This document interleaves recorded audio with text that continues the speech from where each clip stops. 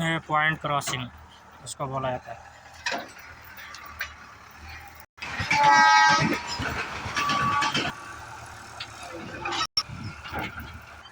Point changing, point motor है।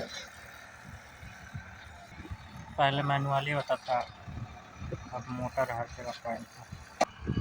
जैसे भी बड़ा ट्री को काट करके साफ कर रहा है, जंगल हो गया। रेलवे रूम उधर है, इधर बड़ा सा प्लॉट खरीद लिया नेशनल हाईवे पास।